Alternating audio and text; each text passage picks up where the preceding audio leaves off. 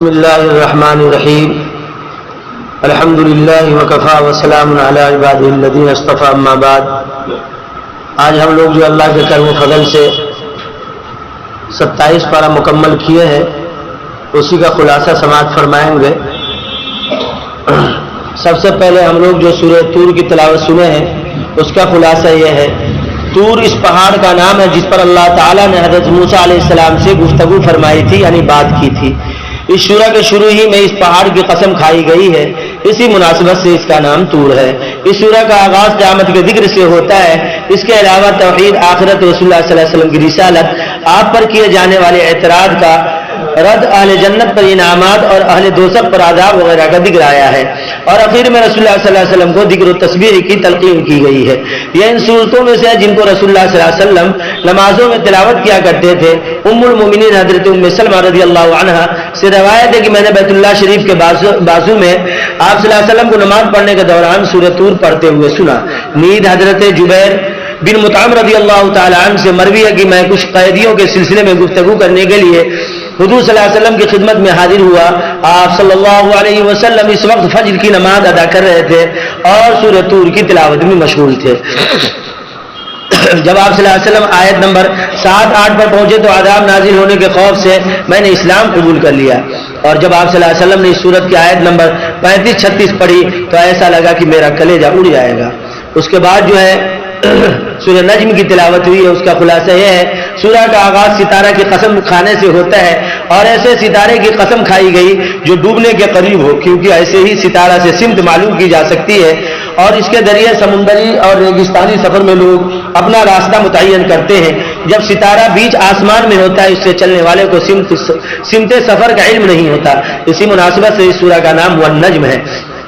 اس سورہ میں رسول اللہ صلی اللہ علیہ وسلم کی رسالت کو ثابت کیا گیا ہے۔ بعض بتوں کے بارے میں نام لے لے کر بتایا گیا ہے، یہ معبود نہیں ہو سکتے۔ ستارہ کی اور فرشتہ کی بندگی کرنے سے منع کیا گیا ہے۔ سورہ کے شروع میں رسول اللہ صلی اللہ علیہ وسلم کے واقعہ معراج کا عالم بالا کی غیبی حقیقتوں کے دیکھنے کا اور فرشتہ کا اس کی اصلی صورت میں دیدار کرنے کا ذکر فرمایا گیا ہے۔ حضرت عبداللہ بن مسعود رضی اللہ تعالیٰ عنہ سے روایت ہے کہ یہ پہلی سورہ ہے جس کی آپ صلی اللہ علیہ وسلم نے حرم شریف میں اعلانیہ تلاوت فرمائی۔ نیز یہ پہلی سورہ جس میں آیت سجدہ نازل ہوئی ہے۔ جب آپ صلی اللہ علیہ وسلم نے سجدہ فرمایا تو آپ صلی اللہ علیہ وسلم کے ساتھ مسلمانوں کے علاوہ مشرکین نے بھی سجدہ کیا۔ البتہ امیہ بن خلف اور بعض روایتوں کے مطابق ابو لہب نے ایک مٹھی اٹھا کر اس کو اپنی پیشانی سے لگا لیا اور کہنے لگا کہ یہی کافی ہے، چنانچہ بعد میں امیہ بن خلف کفر کی حالت میں مارا گیا۔ اس کے بعد جو سورہ قمر کی تلاوت ہوئی ہے اس کا خلاصہ یہ ہے، قمر کے معنی چاند کے ہیں۔ اس سورہ کے شروع میں ہی چاند کے 2 ٹکڑے ہونے کا ذکر آیا ہے جو آپ کے معجزہ کے طور پر تھا، اس لیے اس کا نام سورہ قمر ہے۔ یہ واقعہ ہجرت سے 5 سال پہلے زمانہ حج منا کے میدان میں ظاہر ہوا۔ بظاہر یہ سورہ بھی انہی دنوں میں نازل ہوئی ہوگی۔ اس سورہ میں قیامت کے قریب ہونے کا معجزہ، شق القمر کا اور اس سلسلہ میں مشرکین کے بے جا انکار اور تکرار کا ذکر کیا گیا ہے۔ قوم نوح، قوم عاد، قوم سود، قوم ثمود، قوم لوط اور قوم فرعون کے انکار اور ان پر اللہ کے عذاب کا ذکر کرتے ہوئے ہر واقعہ کے آخر میں فرمایا گیا ہے کہ تم نے دیکھ لیا کہ میرا عذاب اور ڈرانا کس طرح واقع ہوا ہے، اور ہم نے تو قرآن کو نصیحت حاصل کرنے کے لیے آسان کر دیا ہے، تو کیا کوئی ہے جو نصیحت حاصل کرے؟ فکیف کان عذابی ونذر ولقد یسرنا القرآن للذکر فہل من مدکر۔ آخری آیات میں اس کائناتی حقیقت کی طرف اشارہ فرمایا گیا ہے کہ اللہ تعالیٰ نے ہر چیز کو توازن اور ایک قانون کے تحت پیدا کیا ہے، اور اللہ تعالیٰ کو اپنے احکام کو نافذ کرنے میں لمبے چوڑے وقت کی ضرورت نہیں پڑتی، بلکہ پلک جھپکتے ہی منشاء ربانی کی تکمیل ہو جاتی ہے۔ حضرت ابو واقد لیثی رضی اللہ عنہ سے مروی ہے کہ رسول اللہ صلی اللہ علیہ وسلم نے عید اور بقرعید میں سورہ قاف اور اس سورہ کی تلاوت فرمایا کرتے تھے۔ اس سے ان مضامین کی اہمیت کا اندازہ ہوتا ہے جس کا اللہ تعالیٰ نے اس سورہ میں ذکر فرمایا ہے۔ اس کے بعد جو سورہ رحمان کی تلاوت ہوئی ہے اور اس کا خلاصہ یہ ہے، رحمان کے معنی بے حد مہربان کے ہیں، یہ اللہ تعالیٰ کی مبارک صفت ہے۔ اس سورہ کا آغاز اللہ تعالیٰ کی اسی صفاتی نام سے ہوتا ہے، اس لیے اس کا نام سورہ رحمان ہے۔ اگرچہ بعض اہل علم نے اس سورہ کو مدنی قرار دیا ہے، لیکن اکثر اہل علم کے نزدیک یہ سورہ مکہ مکرمہ میں نازل ہوئی ہے، اور اس سلسلے میں 2 حدیثیں بہت واضح ہیں۔ اول یہ کہ صحابہ نے آپس میں گفتگو کی کہ قریش مکہ نے آج تک قرآن کو زور سے پڑھتے ہوئے نہیں سنا ہے تو کون شخص ہے جو ان کو قرآن سنائے؟ حضرت عبداللہ بن مسعود رضی اللہ تعالیٰ نے کہا کہ میں سناؤں گا۔ صحابہ نے کہا مجھے اندیشہ ہے کہ وہ لوگ تمہارے ساتھ زیادتی کریں، ہماری مراد ہے کہ وہ شخص قرآن سنائے جس کا خاندان یہاں موجود ہو تاکہ وہ ان کی حفاظت کرے۔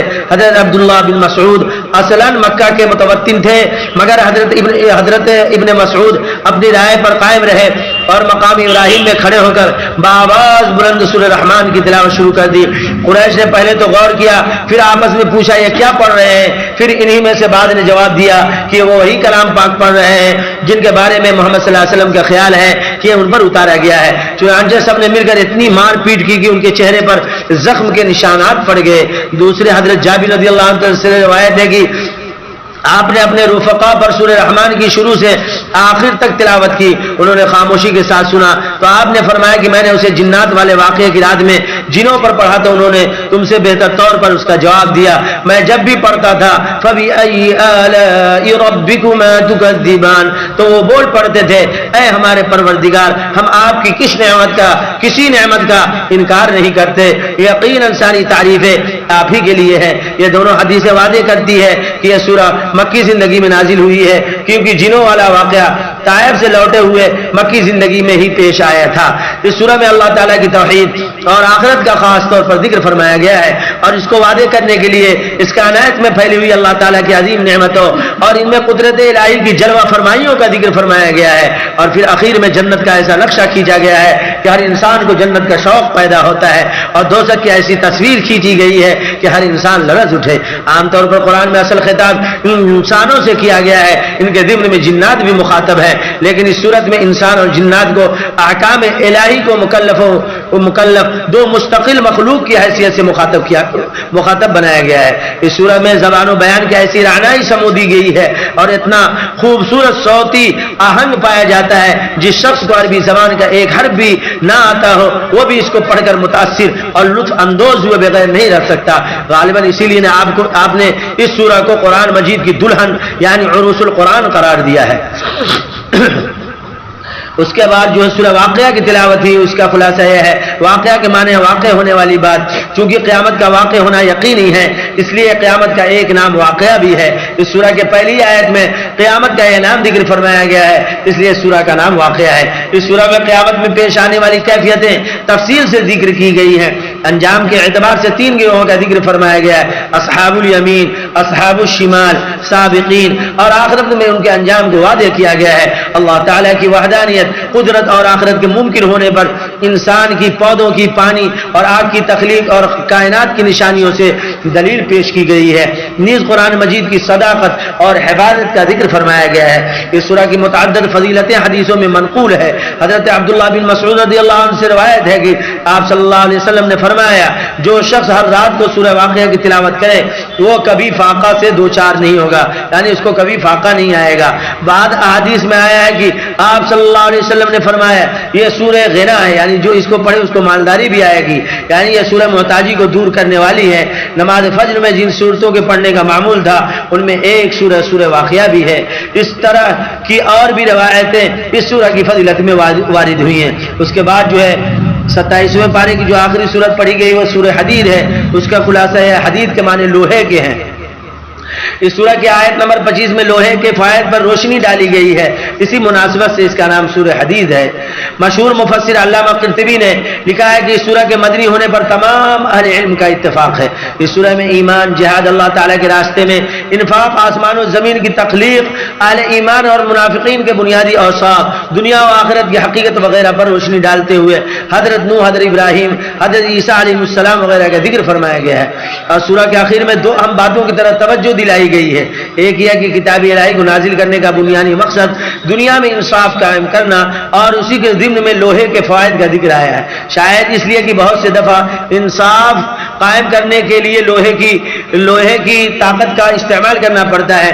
دوسرے اس بات کی طرف اشارہ فرمایا گیا ہے کہ بنیادی طور پر انبیاء ایک ہی دین کو لے کر آئے تھے، وہی دین اسلام ہے جو شروع سے ہے اور آخرت تک رہے گا۔ نقل کیا گیا ہے کہ رسول اللہ صلی اللہ علیہ وسلم سونے سے پہلے ان صورتوں کی تلاوت فرماتے تھے جن کی ابتدا سبح للہ سے ہوتی ہے اور جن کو مسبحات کہا جاتا ہے.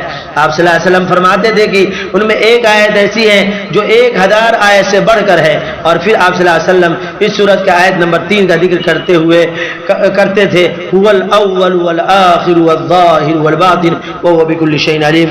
اللہ ہم سب کو عمل صالح کی توفیق سے نوازے.